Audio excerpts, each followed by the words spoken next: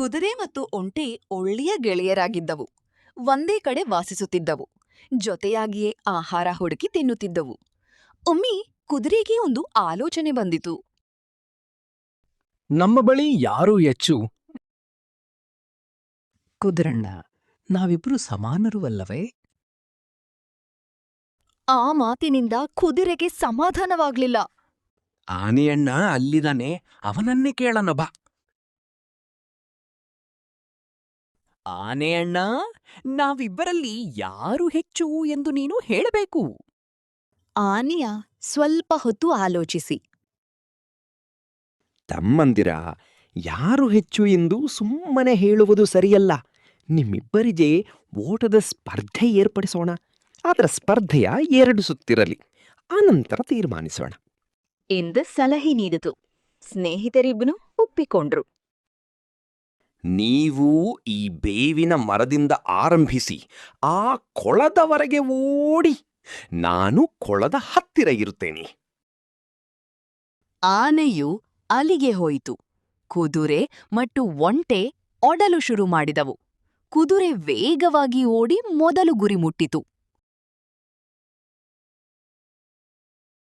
ನೋಡಿದ್ರಾ, ನಾನೇ ಹೆಚ್ಚು ಅಂತ ಗೊತ್ತಾಯ್ತೇ. ಕುದುರೆಯೇ, ನಮ್ಮ ಒಪ್ಪಂದದಂತೆ ಇನ್ನೊಂದು ಕಡೆ ಸ್ಪರ್ಧೆ ಇದೆ. ಅದು ಆಗಲಿ, ಆ ನಂತರ ಯಾರು ಹೆಚ್ಚು ಎಂಬುದನ್ನು ತೀರ್ಮಾನಿಸಬಹುದು. ಓಹೋ, ಹಾಗೆಯೇ ಆಗ್ಲಿ. ನಾನು ಸಿದ್ಧ. ಓಟದ ಸ್ಪರ್ಧೆಯನ್ನು ಹೆಚ್ಚು ಮರಳು ಇರುವ ಜಾಗದಲ್ಲಿ ಏರ್ಪಡಿಸಿತು. ಅಲ್ಲಿ ಸ್ಪರ್ಧೆಯ ಆರಂಭ ಮತ್ತು ಗುರಿ ಮುಟ್ಟುವ ಜಾಗಗಳನ್ನು ಗುರುತಿಸಿತು.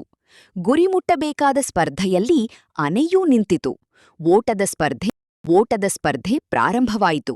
ಮರಳ ಮೇಲೆ ಒಂಟೆ ಸರಾಗವಾಗಿ ಓಡಿತು. ಆದರೆ ಕುದುರೆಗೆ ಓಡಲು ಕಷ್ಟವಾಯಿತು.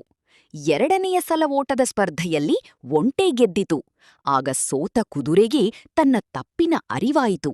ಆನೆ ಮತ್ತು ಒಂಟೆಯ ಹತ್ತಿರ ಕ್ಷಮೆ ಕೇಳಿತು. ತಮ್ಮಂದರೆ, ನಿಮ್ಮಲ್ಲಿ ಯಾರೂ ಹೆಚ್ಚಿಯೂ ಅಲ್ಲ, ಯಾರೂ ಕಡಿಮೆಯೂ ಇಲ್ಲ. ಪ್ರತಿಯೊಬ್ಬರಲ್ಲಿಯೂ ಅವರದೇ ಆದ ವಿಶೇಷತೆ ಇರುತ್ತದೆ.